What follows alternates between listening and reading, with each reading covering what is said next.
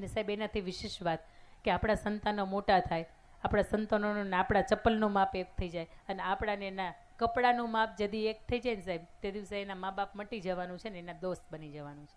તારી કોલેજ કેવી રહી, તારી સ્કૂલ કેવી રહી, તારા શિક્ષકો શું કરે છે, અને કાંઈ કામ ન હોય ને તો વર્ષની અંદર પેરેન્ટ્સ મિટિંગમાં સાહેબ તમે નથી જતા. મને ખબર છે, હું સ્કૂલ લઈને બેઠી છું, મારે 350 છોકરાઓ છે. પેરેન્ટ્સ મિટિંગની અંદર તમે ક્યારેય નથી જતા અને પછી વર્ષના અંતે તમે ફરિયાદ કરો કે મારા દીકરાને તમે કાંઈ શીખવાડતા નથી.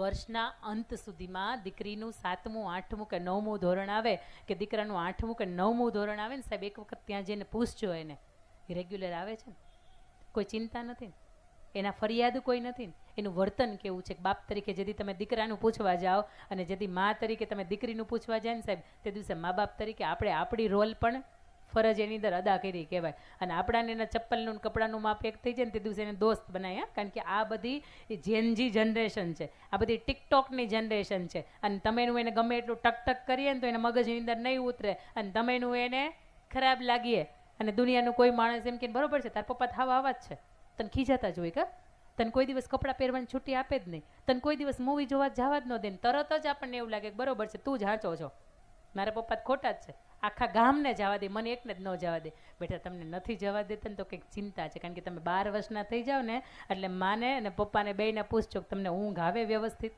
ઊંઘ ઉડી જાય. કારણ કે જેમ જેમ તમે યુવાનીના ઉંમરે આવો, જેમ જેમ તમારા શરીરમાં પરિવર્તન થાય એમ એમ એની ઊંઘ છે ને એ ઉડતી જાય. અને બાને ખાસ કરીને આ માતના માધ્યમથી મારે તમને વિનંતી છે કે આપણી દીકરી આવડી હતી ને તેદુને આપણે એને જમાડતા શીખ્યા છીએ. મોટી થાય એના વાણીના, એના વર્તનમાં, એના દેખાવાની અંદર, એના પહેરવેશની અંદર, એની બોલીચાલીની અંદર, આ બધાની અંદર પરિવર્તન આવે ને તો એક વખત એની માને કહેજો તું જો થોડોક સમય બદલાયો છે. મને એવું લાગે છે કે ગઈકાલે દીકરી છે ને એ આવી રીતે બોલતી હતી, આજે કેમ આવી રીતે બોલે છે. અને જે દિવસે તમે તમારા સંતાનોને સમજાવતા હોય ને એ અકળાય ને તે દિવસે બરાબર ધ્યાન આપજો કે આ અકળાણા કેમ, એને નથી કેમ ગમતું, સાચું છે છતાંય કેમ નથી ગમતું. બાગબાન મૂવીની અંદર તમે જોયું હશે, બાગબાન તો લગભગ અહીંયા જોયું જ હશે. હું મૂવી એટલા માટે જો કે એમાંથી સારી વાત મને ક્યાં મળે. એની અંદર એની માં છે ને એ કિટ્ટી પાર્ટીની અંદર વ્યસ્ત છે, એને ખબર નથી કે કોલેજની અંદર આવતી અડધી રાતે મૂકવા મારી દીકરીને કોણ આવે છે.